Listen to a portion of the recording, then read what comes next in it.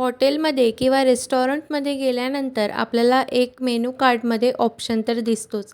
तो म्हणजेच भेंडी फ्राय. तर भेंडी फ्राय म्हटलं की भरपूर अशी ती जी आहे हॉटेलमध्ये भरपूर प्रमाणामध्ये महाग असते. तर तीच भेंडी फ्राय आपण जर घरच्या घरी अगदी परफेक्ट छान अशी कुरकुरीत बनवली तर? तर हो, आपल्या घरच्या घरीसुद्धा एकदम छान अशी कुरकुरीत भेंडी फ्राय तयार होते. चवीला तर अतिशय छान लागते. लहान मुलांच्या टिफिनसाठी तर अगदी परफेक्ट असा ऑप्शन आहे. चला तर मग छान अशा रेसिपीला सुरुवात करूयात. तर सर्वात आधी मी इथं ना अर्धा किलो भेंडी छान व्यवस्थित स्वच्छ धुवून घेतली. त्यानंतर संपूर्ण कोरडी करून घेतलेली आहे. भेंडी जी आहे ना तर ती धुतल्यानंतर संपूर्ण कोरडी झालेली पाहिजे किंवा तुम्ही असं चाळणीमध्ये जरी तिला थोडा वेळ 1-1.5 तास जरी निथळत ठेवलं ना तर ती संपूर्ण कोरडी होऊन जाते. तर आता इथं आपल्याला ना पुढचं आणि मागचं देठ काढून घ्यायचं आहे आणि व्हिडिओत दाखवल्याप्रमाणे आपल्याला एका भेंडीचे 4 तुकडे करायचे आहेत. जर ह्या साईजची भेंडी असेल तर आणि जर छोटी असेल तर 2 तुकडे केले तरीसुद्धा चालतात. जर तुम्ही कधी हॉटेलमध्ये किंवा रेस्टॉरंटमध्ये ही भेंडी फ्राय खाल्लेली असेल ना आणि जर या सेम प्रोसेसने जर तुम्ही घरी बनवली तर तुम्हाला अगदी वाटणारसुद्धा नाही की तुम्ही ही घरी बनवलेली आहे. इतकी चवीला खरोखर छान लागते. त्यामुळे एकदा नक्की करून पहा. तर इथे बघा मी व्हिडिओत दाखवल्याप्रमाणे ना सगळे मागचे पुढचे देठ काढून घेतले आणि इथं मी सर्व भेंडी जी आहे ना तर ती अशा प्रकारे कट करून घेतलेली आहे. तर शक्यतो भेंडी जसं मी तुम्हाला सांगितलं जर तुम्ही कोरडी केलेली नसेल ना व्यवस्थित तर तिला भरपूर असा चिकटपणा येऊ शकतो. तर आता आपल्याला यामध्ये घालायचं आहे 2 चमचे कॉर्नफ्लॉवर. जर तुमच्याकडे कॉर्नफ्लॉवर नसेल तर तुम्ही तांदळाचं पीठ घातलं तरीसुद्धा चालेल. 2 चमचे कॉर्नफ्लॉवर घातलं की त्याला 1 चमचा आपल्याला घालायचा आहे हरभऱ्याच्या डाळीचं पीठ. तर तुमची भेंडी आता किती प्रमाणामध्ये आहे त्यानुसार तुम्हाला पिठाचं प्रमाण कमी किंवा जास्त करावं लागेल. त्यानंतर आपण यामध्ये घालणार आहोत जो आपण रोजच्या जेवणामध्ये लाल मसाला वापरतो तो, थोडीशी हळद, चवीनुसार मीठ आणि त्यासोबत आपण एक सिक्रेट पदार्थ घालणार आहोत तो म्हणजेच आमचूर पावडर. तर हे सगळं टाकल्यानंतर व्यवस्थित असं मिक्स करून घ्यायचं. जर तुमच्याकडे आमचूर पावडर नसेल तर तुम्ही अर्ध लिंबू किंवा 1 लिंबू जरी त्यामध्ये पिळून घेतलत ना तरीसुद्धा चालेल. तर आता हे व्यवस्थित आपण थोडंसं एक 5 ते 10 मिनटं साईडला ठेवून देऊया. तोपर्यंत आपल्याला इथे तेल गरम करून घ्यायचं आहे. तेल जे आहे ना तर ते आपल्याला व्यवस्थित परफेक्ट असं गरम झालेलं हवं. तर इथे 5 मिनिट झालेले आहेत. तर आता आपल्याला यामध्ये टाकायचं आहे थोडं-थोडं करून पाणी.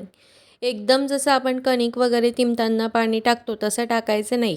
ज्याप्रमाणे मी व्हिडिओमध्ये दाखवलं आहे तसं थोडं-थोडं करूनच आपल्याला हातावरती घेऊन पाणी त्यामध्ये घालायचं आहे. कारण की यामध्ये ना पाण्याचा अंदाज खूप जास्त परफेक्ट असा आहे. कारण की जर यामध्ये खूप पातळ झालं तर ते खूप तेलकट तयार होतील आणि जर पीठ जास्त झालं तर मग ते पीठ-पीठ लागतील. त्यामुळे पाण्याचं जे प्रमाण आहे ना तर ते अगदी परफेक्ट असं झालेलं पाहिजे.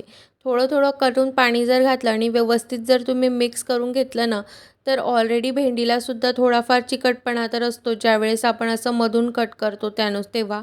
त्यामुळे मग त्याचीसुद्धा आपल्याला पीठ कोट व्हायला जे आहे ना तर ते छान अशी हेल्प होते. तर इथं बघू शकता मी तिसऱ्यांदा ना थोडंसं पाणी घालून परत एकदा मिक्स करून घेतलेलं आहे.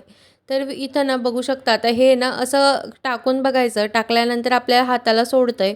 पण म्हणजे पीठसुद्धा छान असं कोट झालेलं आहे.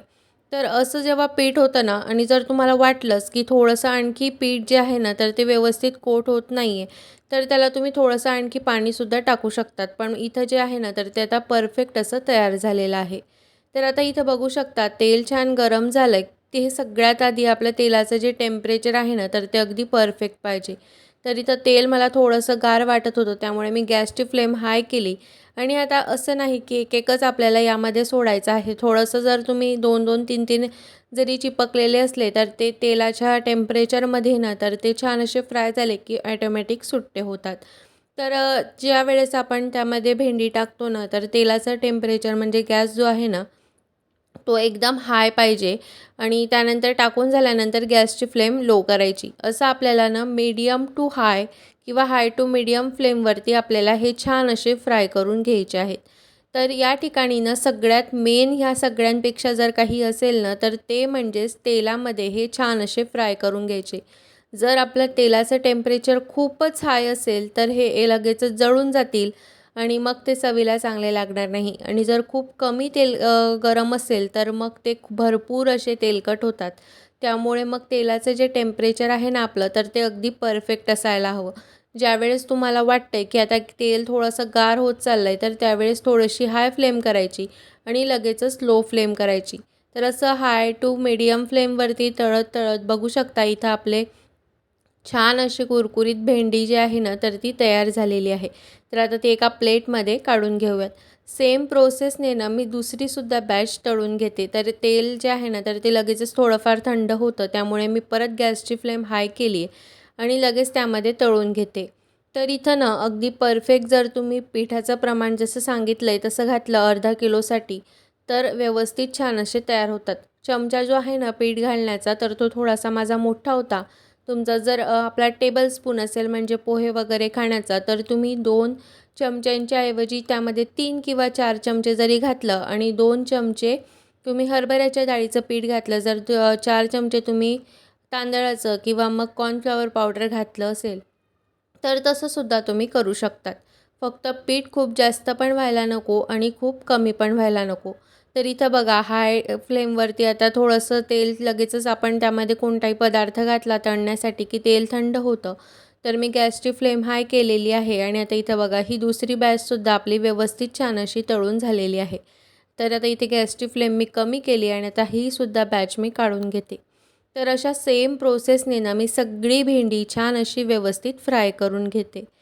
तर किती सोपं आहे ना, बघू शकता मंडळी किती मस्त अशी आपली भेंडी फ्राय अगदी हॉटेलमध्ये किंवा रेस्टॉरंटमध्ये ज्या प्रकारे तयार होते ना, सेम तशीच दिसते. दिसण्यापेक्षा चवीलासुद्धा सेम लागते आणि अजिबातही तेलकट नाही आहे. तर आता इथं मी तुम्हाला ना एक छोटंसं जे भेंडी आहे ना, तर ती छान अशी तोडून दाखवते. जेणेकरून तुम्हालासुद्धा समजेल की खरंच भेंडी खूप जास्त अशी कुरकुरीत झालेली आहे. तर इथं बघा थोडंसं हातावरती हे केल्यानंतर किती मस्त कुरकुरीत झाली आहे ना. तर तुम्हीसुद्धा माझ्या पद्धतीने एकदा ही भेंडी फ्राय नक्की करून पहा आणि व्हिडिओ आवडला असेल तर लाईक करा, शेअर करा आणि चॅनलवर नवीन असाल तर सबस्क्राईब करायला अजिबात विसरू नका. चला तर मग भेटूया पुन्हा अशाच एका छानशा नवीन व्हिडिओमध्ये. तोपर्यंत बाय.